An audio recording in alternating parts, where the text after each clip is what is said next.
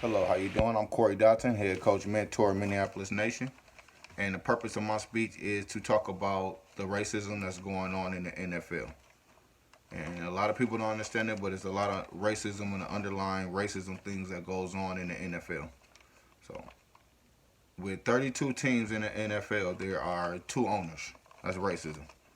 With 32 teams, there's only three black coaches. That's racism. Especially in a league that's majority dominant, 70% of black people.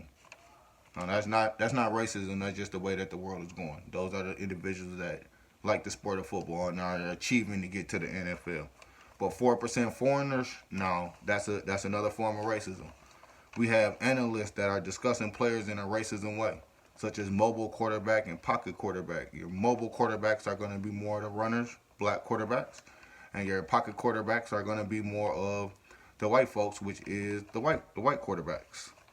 You have analysts. They are online. They are analyzing quarterbacks by race, by color. They're not saying it verbally, but I mean the way that they are analyzing each other is very racism. How they're comparing each other, and you could do all the Google search. I mean, you could Google search the owners that'll come up.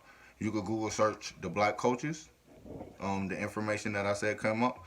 You could interview you could Google search the 70%, and that information will come up. You could Google the foreigners, and all that information will also come up. You could YouTube the different analysts. Having discussion about racism and mobile and pocket quarterbacks. That's how they label them. It's a mobile and a pocket quarterback. These are two different quarterbacks, and how they break it down, in my opinion, is very racism. No. Now I'm just not an individual. I'm just not an individual just talking about football or just randomly wanted to one day just put a bad light on football. I mean, one point in time, I mean, I thought I was gonna be a football player. I thought I was gonna be the next Deion Sanders, Randy Moss, Chris Carter. I thought I was gonna throw a pass like Donovan McNabb and Tom Brady. You know, what I mean, unfortunately I just went to basketball. But my love never really left football until they started doing until my favorite players started getting health wise and started having health issues. So I kind of fell out of love with football because of the way that individuals after they retire was looking.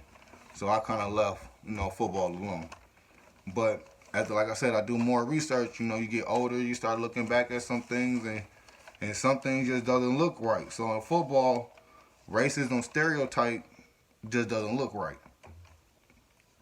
Racism stereotype just doesn't look right. It doesn't look right from from the owner's point of view. It doesn't look like that. Racial stereotypes, my bad, what I meant to say. Racial stereotypes from the owners looks very bad.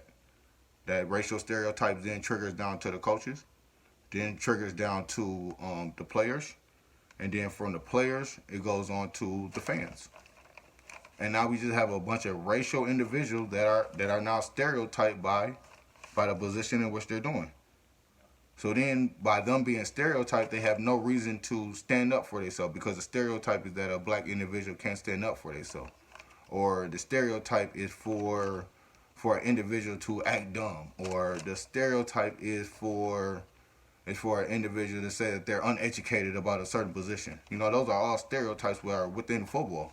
So then you have an individual like Colin Kaepernick, who stands up, who kneels during the national anthem because of injustice that's going on in America. So he kneels for injustice for what's going on in America, and then gets blackballed out of the NFL. So then what does the NFL does? Once again, some racial stuff. What do they do after they blackball him if people start speaking up? They bring in rap mogul Jay-Z to speak up for who? A league that's majority ran by 70% black people. Now, if that's not racism, I don't know what it is. Like, if that's not put in your face and for you to understand and comprehend what's going on, then I mean, you're just not probably here for the movement. In conclusion, there's a lot of racism that goes on in sports. There's a lot more that goes on in football than any other sports in professional league. And until we can fix these issues and these concerns that are going on in America, we're going to continue to keep having hate towards each other in our workplace. It's going to be our kids are going to continue to keep growing up in this world of hate, not love. I mean, they're going to continue to keep growing up in a world where we don't value each other. We value the product more than we value our human lives. So we got to do a better job at calling some of these things out in our workplace. Not just in football, but maybe in your day-to-day workplace. Not just your day-to-day workplace, maybe your kids' workplace. Not just your kids, your grandmas, grandpas. We have to start calling out these things if we want change in the world. But that's my time. I'm Corey Dotson, head coach, mentor of Minneapolis Nation. I'm part of the movement. I'm part of Breaking the Cycle. That's my part of Breaking the Cycle. Again, that's my time.